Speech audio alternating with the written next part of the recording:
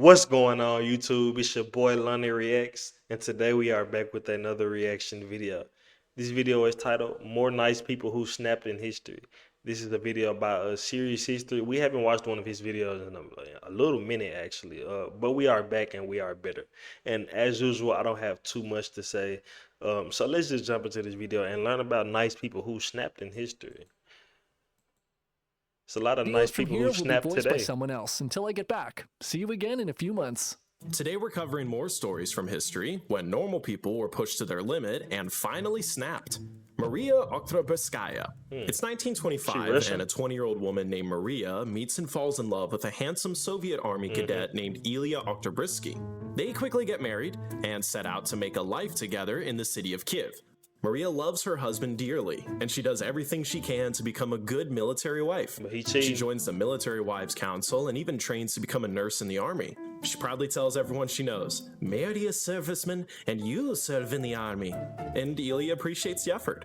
As her husband rose through the ranks in the military, their lives became better and better, and they spent 14 wonderful years together as husband and wife. But everything changes in 1939 when World War II breaks out in Europe.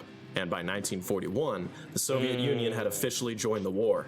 Ilya, now an officer, is sent off to the front lines, and as the Germans begin their invasion eastward with Operation Barbarossa, Maria is evacuated to Siberia. There, she patiently waits for a letter from her husband, but nothing comes. Weeks turn to months, that turn to years, and finally in 1943, she receives the news she had been dreading the whole time. Ilya was killed in action at the outbreak of the war defending their home city of Kiev. Maria is destroyed. The news of his death had taken 2 years to reach her. The hope she had desperately clung to was all for nothing. Now she finna start Instead of fighting. sinking into depression, Maria becomes enraged and is quickly consumed by thoughts of revenge. The Germans had taken everything, her life, her home, and now her beloved husband. They must pay. She sells all of her remaining possessions and donates all the money she has to the Red Army to build a T-34 tank. With her donation, she writes a letter demanding that when the tank is built, she will be the one to drive it. Surprisingly, the State Defense Committee agreed to this, and Maria is soon enrolled in a 5-month training program as her tank was being built. Upon her graduation, she's posted to the 26th Guards Tank Brigade, and when her tank is completed, she is assigned as its driver and mechanic.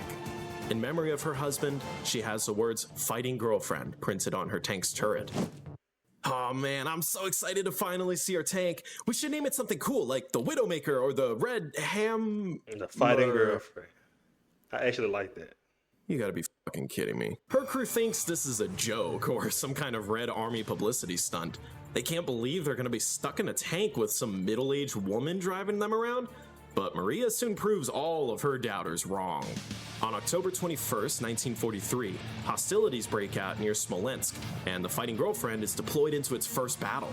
Maria skillfully pilots her tank, and she and her crew successfully destroy a string of German machine gun nests and artillery positions.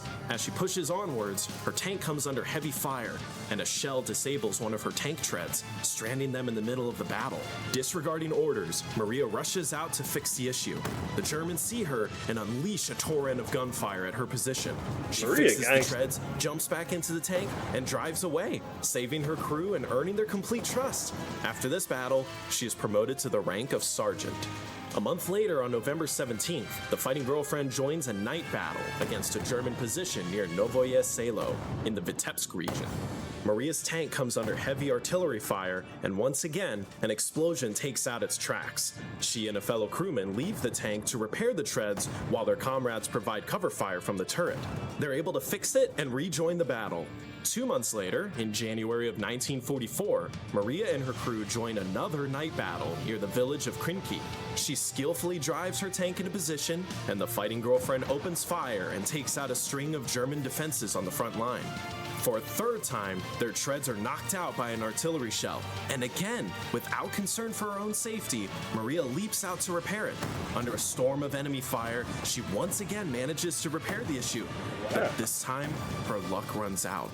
Just as she is about to re-enter the tank, explosions erupt all around her. She's hit in the head by shell fragments and is knocked to the ground unconscious. Her crew members drag her into safety and retreat from the battlefield.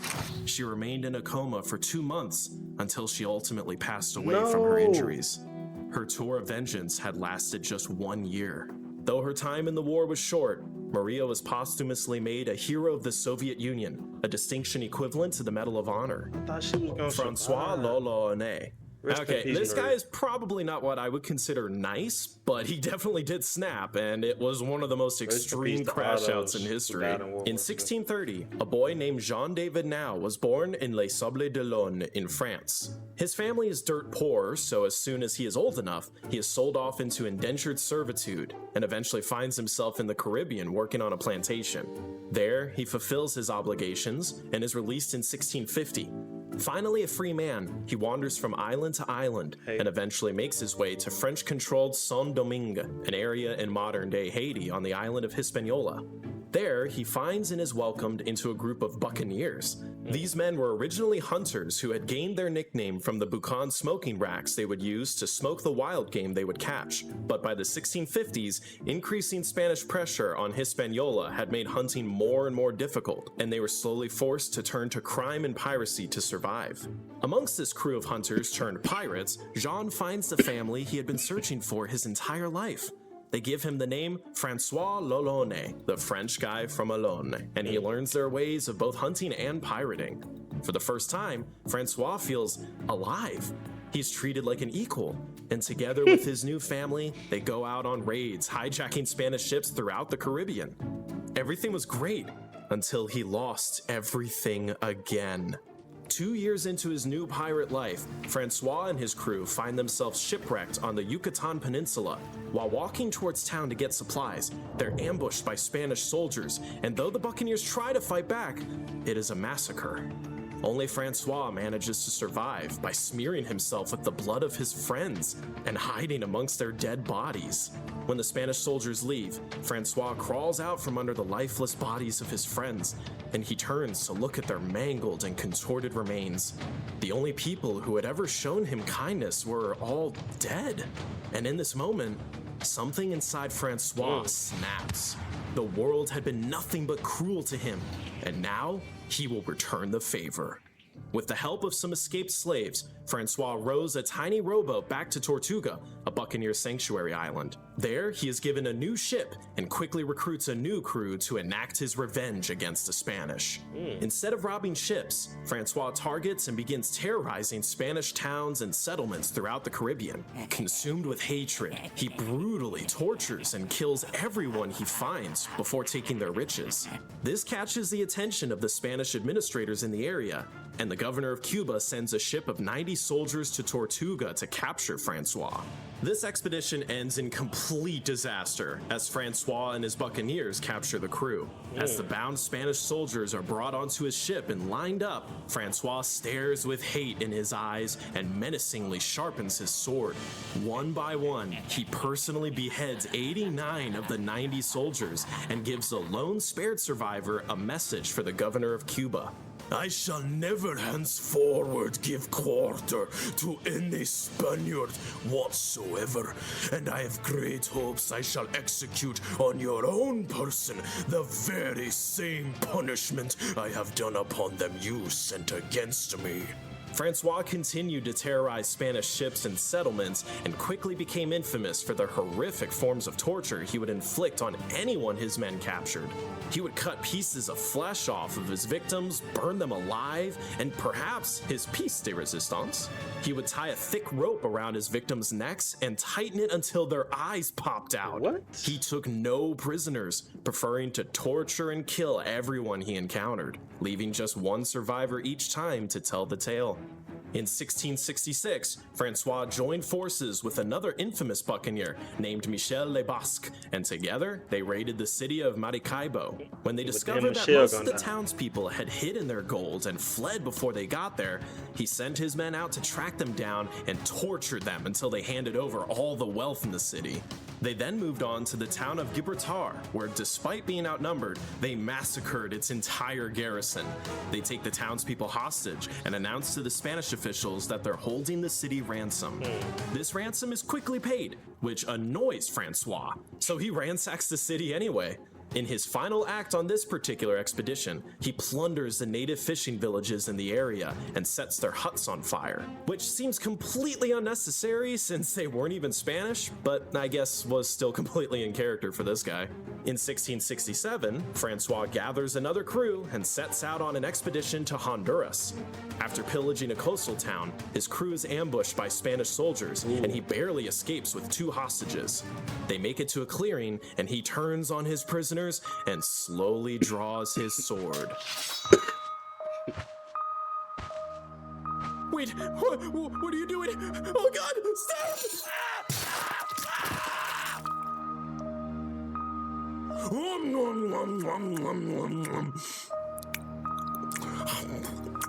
Show me how to get out of here, or I'll do the same to you. Holy shit! The prisoner helps Francois reach San Pedro, but from here on out, his luck seems to have run out. His future expeditions into Central America all end in disaster, and he is nearly killed multiple times by natives in the area. He is finally caught by the Guna people in Panama, who cut him to pieces alive, and then roasted the remains of his body until it was ash. These days, more people probably know of the anime character that was named after him than Francois Lelone himself, but he will forever be remembered as one of the most terrifying buccaneers of the time. I didn't even know Zorro was named after this man. But I mean, it doesn't really fit, but it does fit because Oda's like a pirate junkie. He's a buccaneer junkie.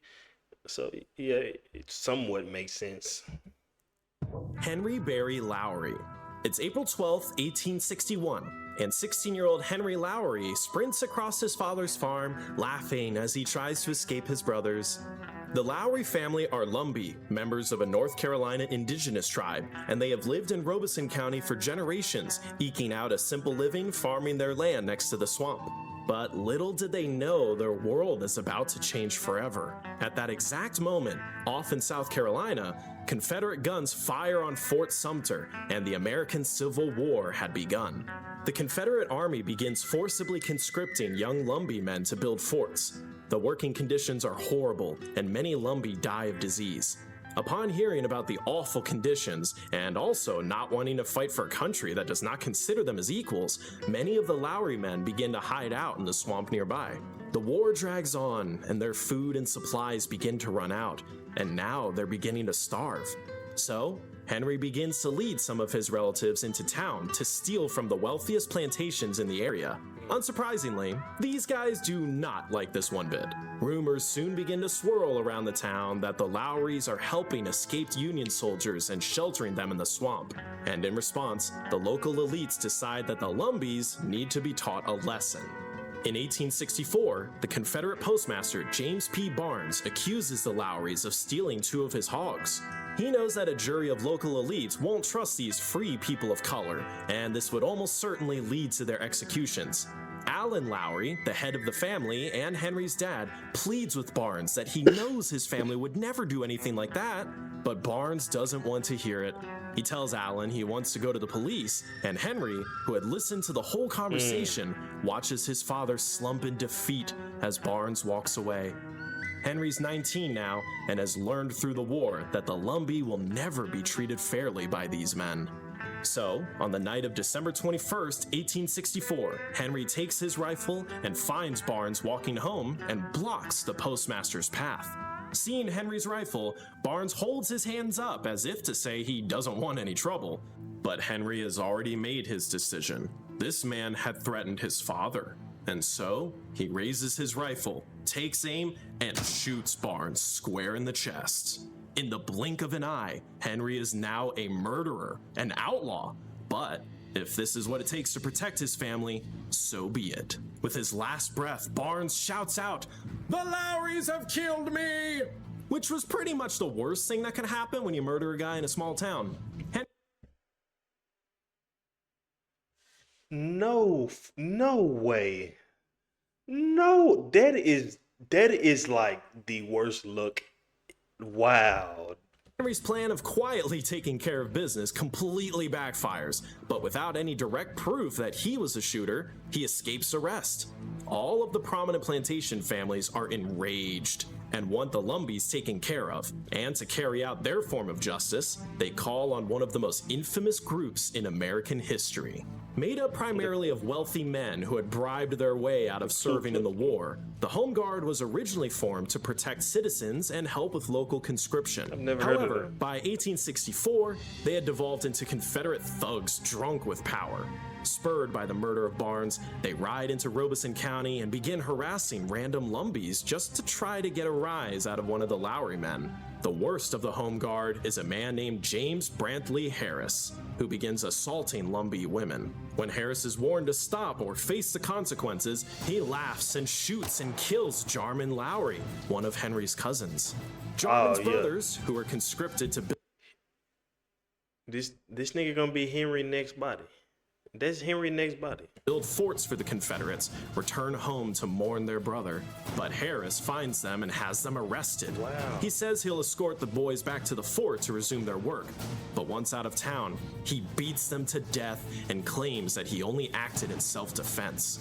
The courts do nothing, and Harris is a free man. Henry cannot take the injustice. 3 of his cousins have been murdered by the Home Guard. They can't keep getting away with this. So, a few days later, on January 15th, 1865, Henry picks up his rifle again and waits along a dirt road for Harris. After hours of waiting, Harris finally appears in his buggy, and as he passes Henry, the proud Lumbee points his rifle and fires. Harris is shot dead, and Henry has again doled out his own form of justice. He thinks things are now settled, and he can quietly return to his life in the swamp as an outlaw. But the act of killing one of the Home Guard was not something that would be so easily overlooked, and it would cause a retaliation so severe that it would turn Henry from just an outlaw to a nightmare for the local elites. On March 3rd, a group of the Confederate Home Guard raids Henry's father's farm. Henry stares from his hiding place while they trample his crops and search through the house. They find firearms that free people of color were forbidden from owning. Alan Lowry frantically tries to explain, but the Home Guard are not interested. They drag Henry's father and brother out of the house, and a kangaroo court is quickly gathered out in the open. They are convicted of thievery. The Home Guard brings them to the back of the farm, ties them up, and shoots them, while Henry watches, powerless. The Confederates smiled proudly at their work. They turn and leave. Henry, do these niggas horrible. Henry. I think this is a good time to truly do some cruel ass shit. Some evil ass shit to somebody. Because no way. This get back Henry finna get, I already know this finna be insane. So let me brace myself. And Henry rushes to his father and brother, but there's nothing he can do. As he sits there with their lifeless bodies, Henry vows that they will be avenged. He gathers his closest friends together, and they steal a massive stockpile of Confederate guns in Lumberton and quickly begin to conduct larger and larger heists in the area. They specifically target the wealthiest plantations and begin giving food and supplies to the poor people in the area who are suffering the most from the war. His notoriety grows, and he and his friends become known as the Lowry Gang. For 2 years, Henry and his gang never kill, but they continue to steal from the rich, and he gains 2 contrasting reputations in the process: a hero amongst the poor and repressed, and a villainous outlaw to the rich elite. In April 1865, the South surrenders and the Civil War officially ends. Thinking the end of the war means a fresh start, Henry reemerges from the swamps and essentially disbands the Lowry Gang. But he soon finds that the plantation owners have no desire to let him off the hook for everything he had done to them, and they have him arrested at his wedding. Henry. His new wife helps him break out of jail, but Henry realizes that his dream of moving on peacefully had always been a pipe dream. He regathers the Lowry Gang, and they are done with pleasantries. No more pleasantry. No more. You should have, Henry, you should have did that years ago. When they did that to your father and brother, that's when you should have really turned into a monster. Like, really. In January 1869, the Lowry gang goes to the local sheriff's home to rob him, and this time, they kill him in cold blood. They begin to hunt the most racist people in town, and they systematically execute them with no mercy. By I love 1870, y'all. the local police begin to catch and arrest some members of the Lowry gang, so Henry goes and personally kills these officers too. Anyone who stands against them is their enemy, even the law. A bounty is put on Henry's head for $2,000. Wanted, dead or alive, this was one of the largest bounties in the county. But none of the poor in Robeson made any efforts to capture him, seeing Henry more as a hero than a villain. The police respond with an equal level of savagery and begin killing anyone even suspected of helping the Lowry gang, and Henry is always quick to return the favor. Henry continued to raid plantations and share the loot with the poor in Robeson, and as hard as the authorities tried, the Lowry gang was simply always one step ahead. So in July, Francis Wishart, the new lead in the case against the Lowrys, stoops to the unthinkable. He orders the capture of the wives of the Lowry gang. As Wishart and his men are walking the wives to the train, Henry orders a full-on attack. Shots are fired out from the swamp, and 6 of Wishart's men fall before he is able to escape with his hostages. On July 14th, Henry and a few of his lieutenants emerge from the swamp and appear at the estate of a powerful plantation owner. Henry and his men politely ask to be served breakfast, and the terrified family comply. After eating, Henry asks for some pen and paper. He scribbles a note and then hands it to the plantation owner and leaves with his men, thanking the family for the delicious meal. When the gang leaves, the family nervously opens the note and they are chilled to the bone upon reading it. The bloodiest times will be here than ever was before if their wives are not released in 3 days. The countdown has begun, and now the local elites begin to beg Wishart to release the Lumbee wives, but he refuses. 3 days pass, and as promised, Henry kills 2 more townspeople, and the promise of future violence terrifies all of the citizens of Robeson County so much that a group of them releases the wives of the Lowry gang without even consulting Wishart. The government raises the bounty on Henry's head to $12,000, which is about $300,000 in today's money. Bounty hunters try to pry information out of the poor people in town, but nobody is willing to talk. Sensing the increasing pressure, Henry calls his gang together, and they decide the time has come to plan one final job. On February 16, 1872, they steal $22,000 from the Pope and McLeod store in Lumberton, the biggest heist they ever pulled off. This time, the spoils from this heist were not shared with the community, and in fact, this is the last anyone ever officially hears from Henry Barry Lowry. He disappears from history, leaving behind nothing but rumors. Some say he accidentally shot himself cleaning his gun. Some say he ran west and lived out the rest of his days on the frontier. Only 2 things can be confirmed since his disappearance. His wife never remarries or discloses what she thinks happened to him, and no one ever claims the $12,000 bounty on his head. So that's the story of Henry Barry Lowry. Man, Henry Barry Lowry, you are a gangster. But one thing I didn't like, man, I really wanted him to get that get back. Like, I really wanted him to get an extremely devious get back. Like, he tried to change his ways, you know. He tried to be a good guy. But then, you know, they did it again. They fucked with him again. Well, yeah, this was a really good and informational video, man. Just so many people in history who like just treated like shit, and then they just snap, man. Just But if you like this video, please like and subscribe so I can continue doing these reaction videos, and I'll see you guys next time.